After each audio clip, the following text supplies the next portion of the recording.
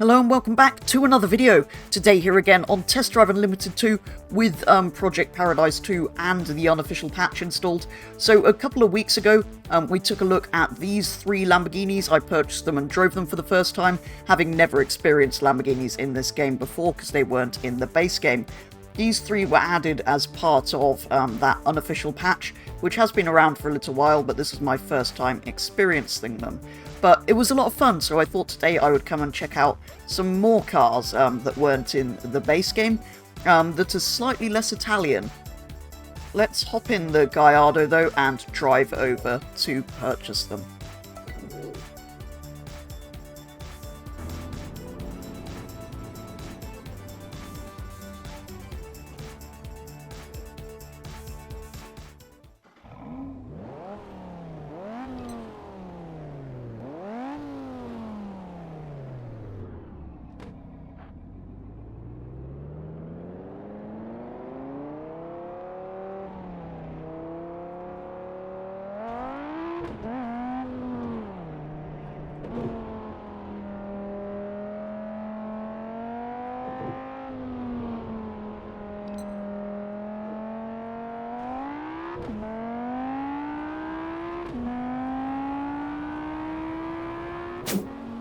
So then, as you've probably already gathered from the title of today's video, we're at the Japanese car dealership, or Asian cars, but they are all, or were all Japanese in the base game and are all in this version of the game as well.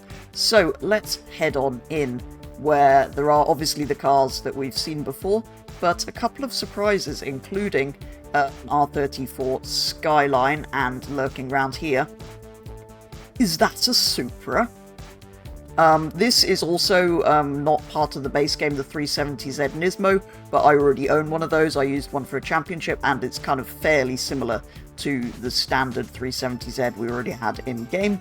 We, of course, also have the GTR and the Subaru that were both here in the base game. Today, though, we're obviously going to be taking a look at the Supra and the Skyline. Now, personally, I've never been a huge fan of the Supra, but I do quite like an R34, so I think we'll save that for in a minute and begin with Le Supra, which is A4 class, top speed of 177 miles an hour, 0 to 60 in 4.83 seconds, 320 horsepower, which sounds like more than it probably should have from standard, but maybe not. Maybe the turbocharged ones had that much. But anyway, it's reasonably cheap in here as well. So we can afford both of these with our $200,000, which is unheard of today. And being a mod, it has some mod wheels as well, so that looks so much better, doesn't it, with the Volt T37s. And I think, to kind of contrast the black elements around the edges of the car, we'll go with the red. No interior options, so this is how it is. Your new car.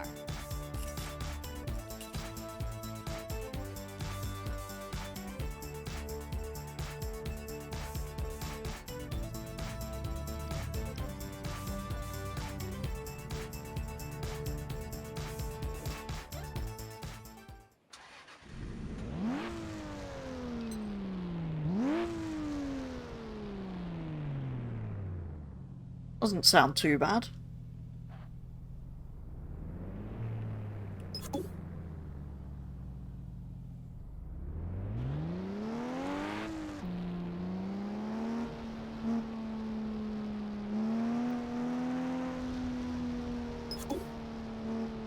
How's the speed?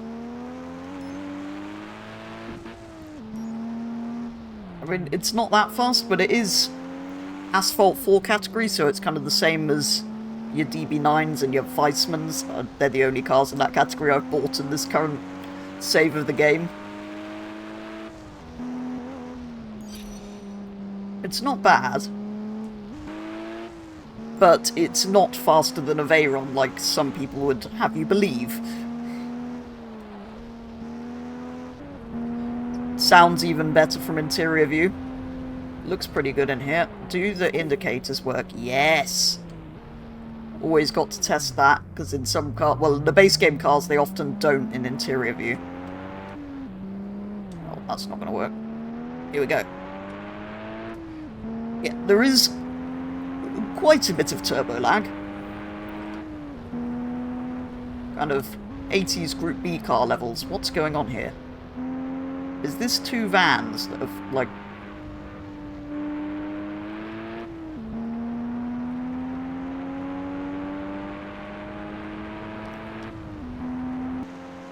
Like I say, though, I've never quite understood the Supra thing.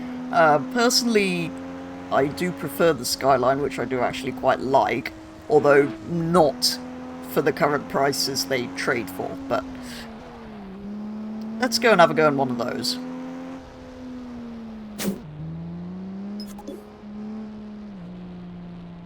So then, here we are back at the dealership to take a look at the car that I'm actually more excited to give a go here in TDU2.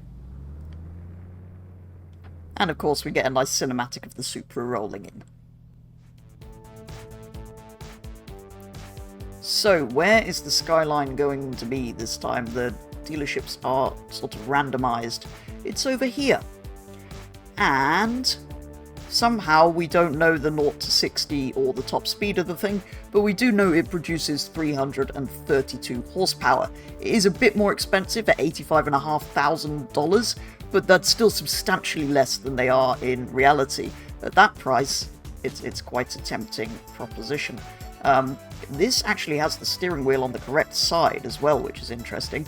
So maybe it is actually JDM and not just Japanese, which are things people seem to confuse. Anyway, let's buy ourselves this thing, which again has the standard wheels and some Volk rays. So let's put those on, give it a sort of mildly modified look.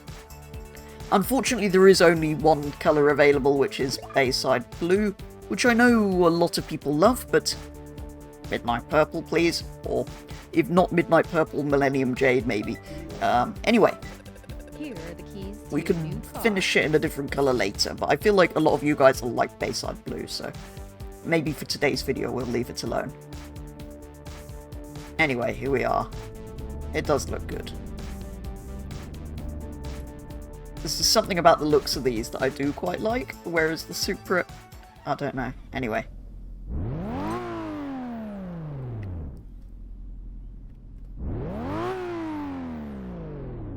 I don't know what I was expecting it to sound like, but I wasn't expecting it to sound that good. The number plate's got a 13 on it as well. I know, yes, Japanese plate. Maybe that proves that it is JDM and not just Japanese. Ooh. Anyway.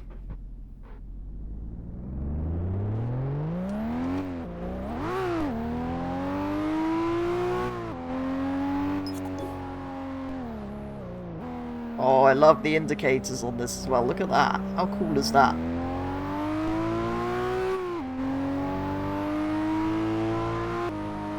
So, yes, well, assuming you can actually hear me over this thing, because it is incredibly loud. This is also in A4, so it's kind of the same as DB9s and the like, but the Skyline does have the advantage of all-wheel drive and rear-wheel steering in reality, but that's probably not in here. That's a police car. Let's get past him.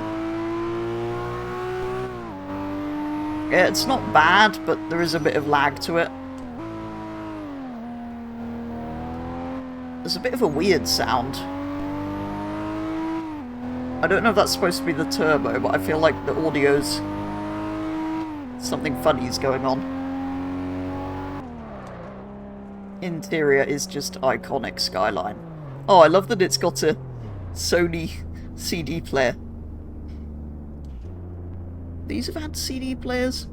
I suppose they're new enough to have CDs, not cassettes. Interesting. Oh, the speedometer inside's in euros.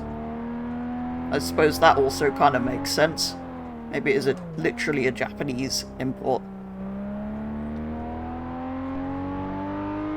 Well, I suppose we're in Hawaii, aren't we? So it would be, because they were never officially imported. I don't know if the Supra was. Right, let's test the yes, we have interior indicators. That is fantastic. Let's go on to one of these slightly smaller roads, which are always emptier. I feel like this was kind of more ahead of its time than the Supra as well. The Supra is just a rear-wheel drive sports car that was a bit too heavy. But this is heavy, but the all-wheel drive, the rear-wheel steering, look at all the complicated things in here. I feel like it's cooler. Although that might be why they're quite a lot more expensive than even a Supra. I don't think either of them are worth anywhere near their current market rates. Or what they currently trade for. But I do kind of understand why they're iconic and why so many people do like them. So although in-game there's only a power figure for the Skyline and nothing that tells you it's 0 to 60 or top speed, in reality, according to the internet anyway, it will go from 0 to 60 in 4.6 seconds, which is actually reasonably fast for the time, even if it isn't that fast by modern standards, and is slightly faster than the Supra's 4.83 in-game figure. The Skyline, though, apparently tops out at just 156 miles per hour, which is quite a bit slower than the Supra, which will, according to the game anyway, go on to a top speed of 177.